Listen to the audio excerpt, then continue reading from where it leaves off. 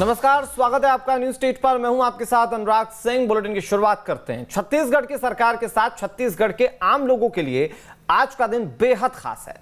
आज से ठीक 2 साल पहले छत्तीसगढ़ की जनता ने जो मैंडेट दिया था, जो जनादेश दिया था, उसने कांग्रेस के सियासी वनवास को खत्म कर दिया। 17 नवंबर 2018 का ही वो दिन था जब 15 साल तक सत्ता पर काबिज रहने वाली बीजेपी की सत्ता से विदाई हुई थी।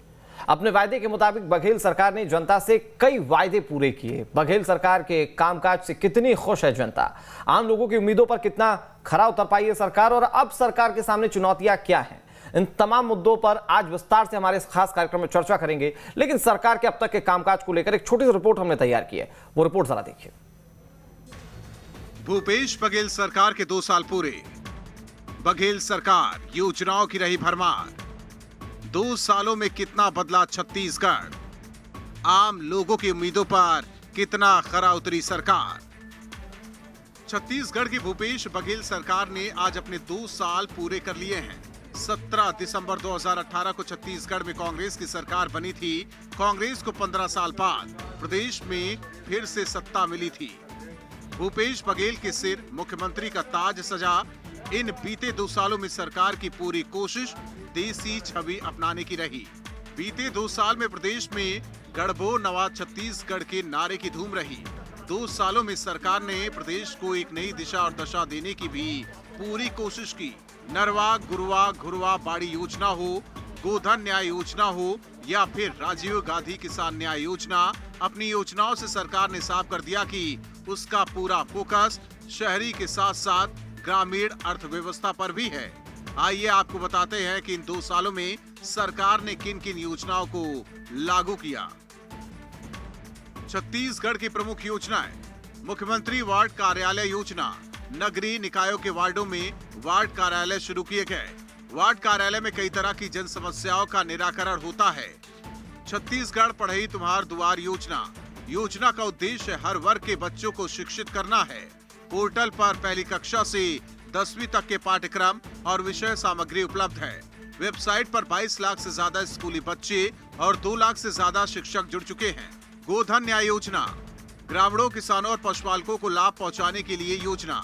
किसानों और पशुपालकों से 2 रुपए प्रति किलो की दर से गोबर खरीदी की जा रही है। गौठानों में बड़े पैमाने पर वर्मी कंपोस्ट खाद का निर्माण किया जा रहा है।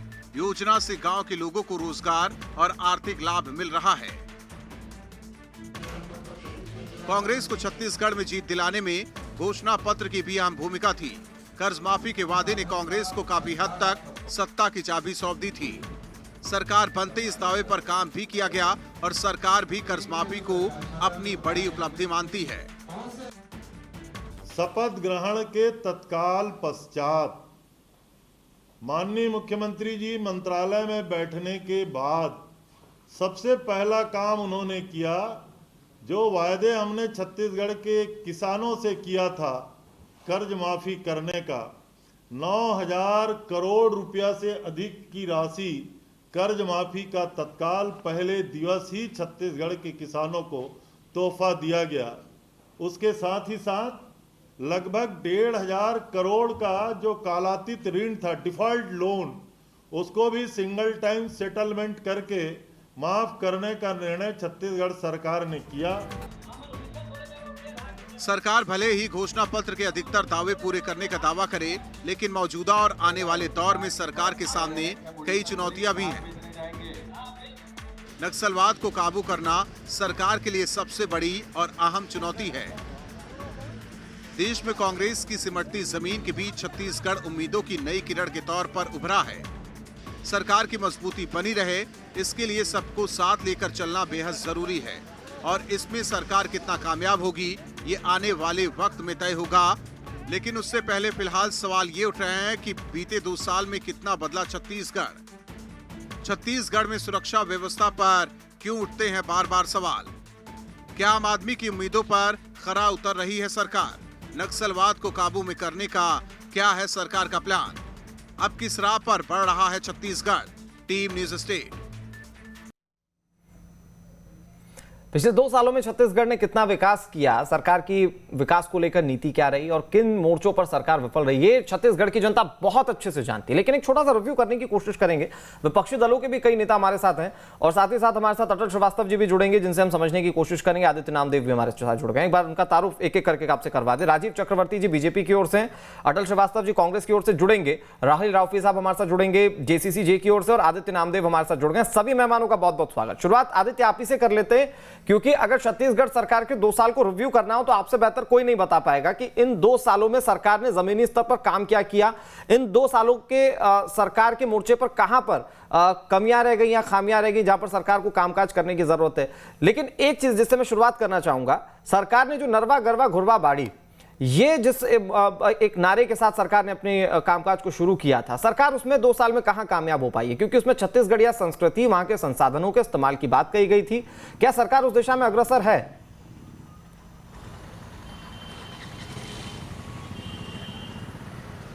देखिए अनुराग जी, सरकार को आपको समझना है तो आप एक लाइन पे समझ सकते हैं। मुख्यमंत्री भूपेश बघेल की शुरू से एक ही महत्वाकांक्षी योजना है और एक ही उससे प्लेटफॉर्म पे वो काम कर रहे हैं, गांवों से शहरों को जीतना। अभी तक जितनी भी योजनाएं देख लीजिए, सब गांव से शुरू होती है और गांवों के लोगों को समृद्ध करके शहर की जनता का वोट हासिल करना, ये उनकी पहली और आखिरी अभी तक जो 2 साल का मैंने कार्यकाल देखा है। नरवा गरवा गुरुआ बाड़ी आप देख लीजिए, गौठान योजना देख लीजिए, गोबर खरीदने वाली योजना देख लीजिए, जितनी भी योजनाएं हैं उसकी शुरुआत गांव से होती है। मतलब साफ है उनका ये मानना है, जब तक गांव का आदमी समृद्ध नहीं होगा तब तक छत्तीसगढ़ समृद्ध नहीं हो सकता। और बहुत बड़ा वोट बैंक भी है। छत्तीसगढ़वाद का नारा उन्होंने जगा दिया है लोगों के मन में। लोगों के मन में एक चीज़ आ गई कि मैं छत्तीसगढ़ का हूँ। जब महाराष्ट्र में मराठी बोली जाती तो छत्तीसगढ़ में छत्तीसगढ़िया क्यों नहीं बोली जाती? क्यों छत्तीसगढ़ी को महत्व नहीं दिया जाता? क्यों यहाँ के बाशिंदों को महत्व नहीं मिलता? क्योंकि यहाँ के रहवासियों को महत्व नहीं देती थी अभी तक की सरकार? तो ये जो एक बड़ा चीज़ वो लेकर आया, उसका फायदा अभी तक उनको मिल रहा है। चुनौतियाँ कम नहीं है, बिल्कुल आने वाला 3 साल बड़ा चुनौतीपूर्ण है, क्योंकि 1 साल लगभग 10 से 11 महीने कोविड ने निकाल दिया। शहरों में डेवलपमेंट के काम जीरो हैं। देखिए मेरा काम है, अगर अच्छा काम हुआ है वो भी बताना, अगर काम नहीं हुआ है तो उसके बारे में भी सरकार का ध्यान आकर्षित करना। शहर में काम बिल्कुल शून्य है, सड़कें बनी नहीं है, हालात खराब है, बेसिक नीड्स जो होती है आदमी की वो पूरी नहीं हो पा रही, गांव समृद्ध हो रहे हैं। मैं फिर कहूंगा केवल मुख्यमंत्री भूपेश बघेल के सोचने से छत्तीसगढ़ समृद्ध नहीं होगा। उनकी पूरी टीम को लगना पड़ेगा कि अगर ये मुख्यमंत्री ये चाहते हैं तो अंतिम कार्यकर्ता, अंतिम सरकारी अधिकारी तक उस काम को अंजाम तक पहुंचाए। गौठान उन्होंने शुरू किया, पाटन के आसपास के गौठान की स्थिति बहुत अच्छी है, लेकिन जहां हम पाटन से बाहर निकलते हैं, दुर्ग जिले से बाहर निकलते हैं, गौठान में बहुत सारी दिक्कतें हैं। यहाँ पर चारा नहीं है, वहां पर सरपंच ये कह रहे हैं कि हमको कर्ज में हम लद गए, हमको पैसा नहीं मिल रहा है। तो ये योजना केवल मुख्यमंत्री के बोलने से नहीं चलेगी और मुख्यमंत्री का काम नहीं कि हर योजना की खुद ही मॉनिटरिंग करे। उसके लिए पूरी सरकारी मिशनरी आपको ध्यान देना पड़ेगा। योजना बहुत अच्छी है, सोच बहुत अच्छी है, लेकिन इंप्लीमेंट केवल मुख्यमंत्री नहीं कराएंगे, इंप्लीमेंट पूरी सरकार करेगी, पूरे कैबिनेट के मंत्री करेंगे, पूरे अधिकारी करेंगे। वो गंभीरता की कमी यहां पर नजर आ रही है। नक्सलवाद को लेकर सोचना पड़ेगा। नक्सलवाद लगातार बढ़ रहा है और अगर नक्सलवाद के प्रति आप कोई नीति नहीं तय करेंगे तो छत्तीसगढ़ को आप वापस 10 साल पीछे ढकेलने की कोशिश कर रहे हैं। ये सब विषय पर अगर सरकार और बेहतर तरीके से ध्यान दे तो शायद अगली बार जब हम 3 साल पूरा होने पर बात करेंगे तो शायद और बेहतर स्थिति सामने आ पाएगी। ठीक है आदित्य, आपने बहुत अच्छे से समराइज कर दिया। अब मैं राजीव चक्रवर्ती साहब आपके पास आता हूं, क्योंकि विपक्षी दल और मेन विपक्षी दल होने के नाते आपको ये बात तो बिल्कुल कहनी है कि सरकार किन मोर्चों पर विफल रही है। आप शुरुआत इससे कीजिए कि कोई एक ऐसा काम जिसको देखकर आपको लगता हो कि सरकार ने कुछ अच्छा किया है पिछले 2 सालों में, क्योंकि हम लोगों को देखकर जिस तरह से आदित्य ने भी जिक्र किया, यह जरूर लगता है कि कम से कम छत्तीसगढ़वाद को तो मुख्यमंत्री भूपेश बघेल आगे बढ़ा रहे हैं।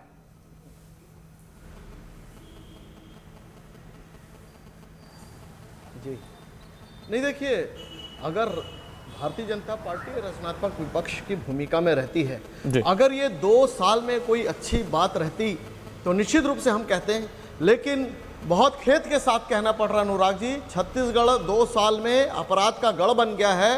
अपराधियों के हौसले बुलंद है, गांव-गांव गली-गली में हत्याएं हो रही है, लूट खसोट हो रही है।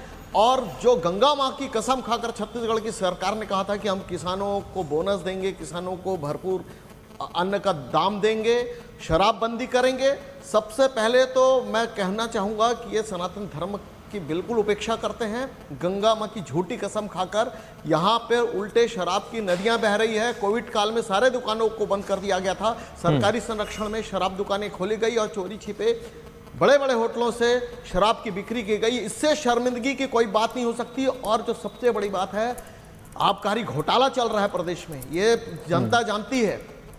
तो अगर जनता चाहती क्या है, विकास चाहती है, सुरक्षा चाहती है, और तीसरी बात कि स्वास्थ्य योजना चाहती है। ये कोविड काल में पूरा पैरालाइज्ड हो गया था सिस्टम। इन लोगों ने कोविड सेंटर्स बनाए, लेकिन कुछ मोर्चों पर तो आपको मानना पड़ेगा ना, राजीव चक्रवर्ती साहब की सरकार ने कुछ अच्छा काम किया है। क्योंकि आप देख लीजिए कि जैसे रोजगार देने की बात कह लीजिए, उसमें छत्तीसगढ़ सरकार पूरे देश के इंडेक्स में बेहतर नतीजे लेकर आई है। मनरेगा पे काम देने की बात हो पूरे कोविड काल में, उसमें सरकार का रिजल्ट बहुत अच्छा रहा है। पिछले कुछ दिनों में अगर हम लोग देखें, कोविड मैनेजमेंट को लेकर भी सरकार की कई जगहों पर, कई मोर्चों पर तारीफ हुई है, केंद्र के भी स्तर पर। तो क्या आप यहां पर सरकार को कुछ एज नहीं दे सकते, कुछ नंबर्स नहीं दे सकते? देखिए, कोई नंबर नहीं दे सकते। छत्तीसगढ़ सरकार हर मोर्चे पर विफल रही है, और अगर इनमें सफलता रहती तो ये नगरीय निकाय चुनाव है वो डायरेक्ट करवाते, जैसे मध्य प्रदेश में हमारे शिवराज सिंह जी डायरेक्ट करवा रहे हैं महापौर का चुनाव। लेकिन यहाँ पर इनडायरेक्ट इसलिए कराया कि इनको भय सता गया था कि, और भय है आज भी, कि हम कोई चुनाव को अगर प्रत्यक्ष प्रणाली से करेंगे तो जनता जवाब देगी। लोकसभा में भी 6 महीने के अंतराल में जनता ने जवाब दे दिया, और महापौर का भी चुनाव होता तो इन लोग मैं राहुल रावते से समझने की कोशिश करता हूं। जाहिर तौर पर वो भी विपक्षी दल के ही नेता हैं, लेकिन मैं राहुल रावते साहब यहां से बातों को शुरुआत करता हूं कि जो सपना छत्तीसगढ़ वासियों के लिए अजीत जोगी ने देखा था पहले मुख्यमंत्री रहते हुए, छत्तीसगढ़िया होने का, छत्तीसगढ़वाद को आगे ले जाने का, वो कहीं ना कहीं भूपेश बघेल कर रहे हैं। आप इससे इत्तेफाक रखेंगे या नहीं?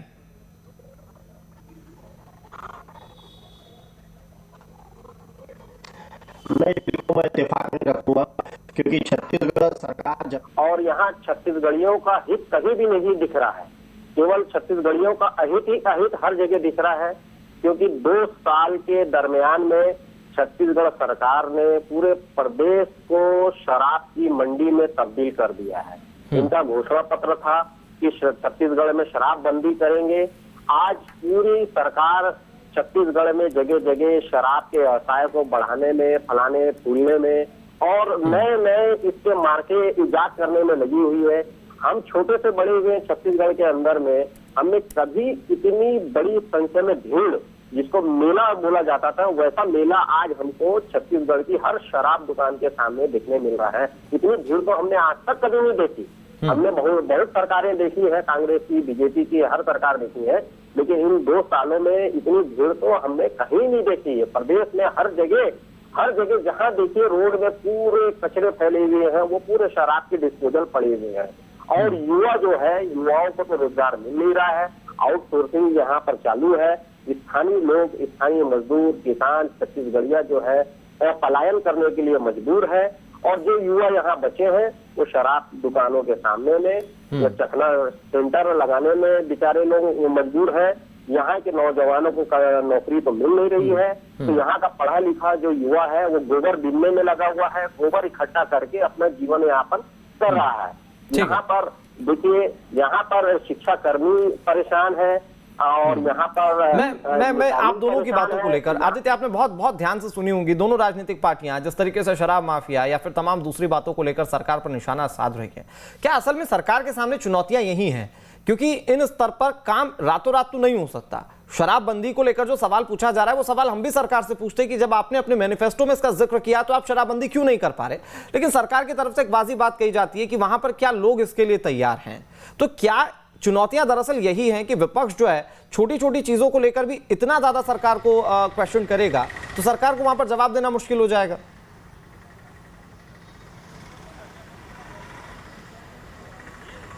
क्या सरकार ने बिना सोचे समझे हवा में घोषणा पत्र बना दिया था अनुराग जी? घोषणा पत्र में तो आपने लिखा था ना पूर्ण शराबबंदी करेंगे, तो फिर आप बिना सोचे समझे तो कर नहीं सकते।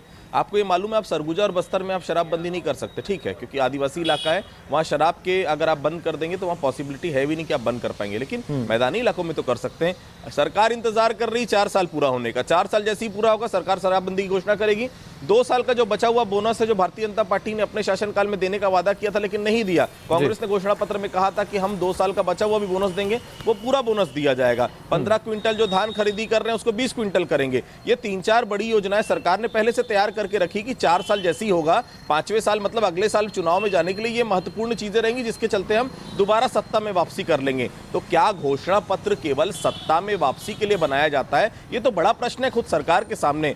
ये वादा नहीं किया गया था कि आप जाते जाते 4 साढ़े 4 साल के बाद आप अपने वादा पूरा करेंगे। आपने कहा था कि जिस दिन आप सत्ता में आएंगे संविदा कर्मियों का आप नियमित करेंगे। या विद्यामितान डंडे खा रहे हैं बेचारे, 52 दिन से पड़े यहाँ पर, आपको कोई सुध लेने वाला नहीं है।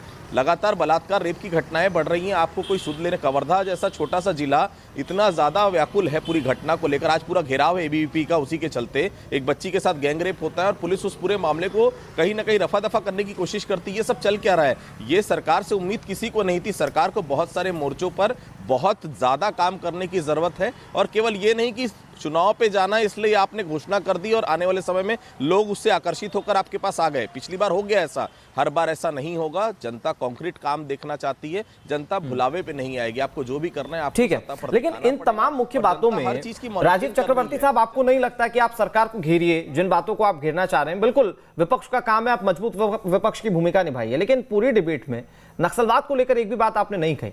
तो आपको नहीं लगता कि असल में जो सवाल पूछा जाना चाहिए वो नक्सलवाद के मोर्चे पर पूछा जाना चाहिए? सवाल जो पूछा जाना चाहिए वो राजनीति से इतर लेमरू कॉरिडोर को लेकर पूछा जाना चाहिए, क्योंकि आज भी आप देखिए किस तरीके से हाथी के कुचलने से एक युवक की मौत हो गई है।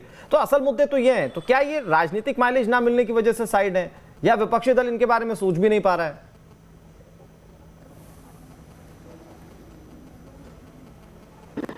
अनुराग जी, मुद्दे बहुत सारे हैं। मैंने जब अपराध गढ़ कहा तो उसमें नक्सलवाद भी शामिल है। जो रेड कॉरिडोर बना है, भूपेश बघेल जी कहते थे कि जैसे ही हम सत्ता में आएंगे हम नक्सलियों को पुनर्वास पैकेज देंगे, उनसे वार्ता करेंगे, उनके ऊपर एक्शन करेंगे, प्लान ऑफ एक्शन करेंगे, उनको भगा देंगे, फलाना कमांडोज आएगी। कोई बातें नहीं हो रही है। जब मैंने अपराध गढ़ की बात कही, जो शांति का टापू छत्तीसगढ़ जो धान का कटोरा था वो अपराध का गढ़ बन गया। उसमें मायने नक्सलवाद की हत्याएं भी है। लगातार नक्सलवादी ग्रामीणों की हत्या कर रहे हैं, पुलिस फोर्स के ऊपर हत्या कर रहे हैं। और चूंकि कांग्रेस के पास नैतिक साहस नहीं है, कांग्रेस जब हमारे कमांडोज जब ऑपरेशन करते थे तो ये लोग उस मुठभेड़ पर ही सवालिया निशान लगाते थे, चाहे बाटला इनकाउंटर हो या अर्रा बोर का हो या बीजापुर का कोई भी घटना हो। सरकार की राजनीतिक इच्छा शक्ति बहुत कमजोर है। मुख्य बात उसके साथ और अनुराग जी मैं जोड़ना चाहूंगा कि जो दंतैल हाथियों की समस्या है, तो ग्रामीणों की बहुत सारी समस्या है। जो गौठान बनाया था वो तो पशुओं का हत्या का एक बिंदु बन गया, वहाँ गाय मर रही है भूख से। तो ये सारी तमाम बातें हैं और भारतीय जनता पार्टी मजबूत विपक्ष के नाते अभी अपराध को लेकर हमने जिला मुख्यालयों में धरना दिया था। जब लगातार हत्याएं हो रही थी, बलात्कार हो रहे थे और अपहरण की घटनाएं हुई थी, हम लोगों ने बहुत बड़ा धरना दिया था पूरे जिले स्तर पर, पूरे 27 जिलों में।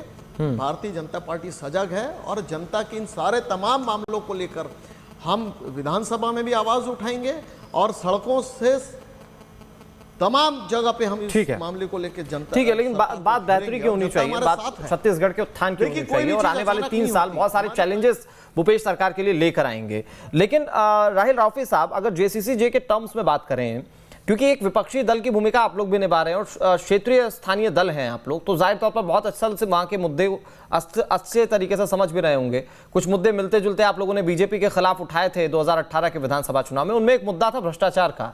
तो जिस तरीके से सरकार जो है वो भ्रष्टाचार के खिलाफ कार्रवाई कर रही है, जांचें बैठवा रही है, इसमें रमन सिंह, उनके आसपास के इर्द गिर्द के लोगों के खिलाफ कार्रवाइयां हो रही हैं, तो ये कार्रवाइयों से कम आप संतुष्ट होंगे? देखिए, अभी 2 साल के दरमियान में कांग्रेस सरकार ने जितनी भी कार्रवाई की है, ये राजनीतिक दोषपूर्ण कार्रवाई की गई है। चाहे बीजेपी के लीडर हो, चाहे जो भी कांग्रेस के लीडर के खिलाफ में की गई है, टोटल राजनीतिक दोषपूर्ण है। और अगर भ्रष्टाचार के खिलाफ अगर ये कार्रवाई करते तो हमको बिरगांव नगर निगम के खिलाफ में प्रदर्शन नहीं करना पड़ता, जामुन में, भिलाई में, ये सब नगर निगम में हमको प्रदर्शन नहीं करना पड़ता। लेकिन यहाँ पर अधिकारियों के ऊपर अंकुश नहीं है, अधिकारी बिल्कुल एकदम निरंकुश होकर यहाँ पर कार्य कर रहे हैं। ठीक है, कांग्रेस लगातार विरोध। ठीक है सर, 2 साल पूरे होने पर छत्तीसगढ़ वासियों को बधाई, क्योंकि एक बड़ा मैंडेट है, ये उनका फैसला है और जाहिर तौर पर सरकार उस हिसाब से काम करे जो जनता चाहती है। आप लोग मजबूत विपक्ष की भूमिका निभाएं, जाहिर तौर पर निभा भी रहे हैं, लेकिन इससे भला छत्तीसगढ़ वासियों का हो।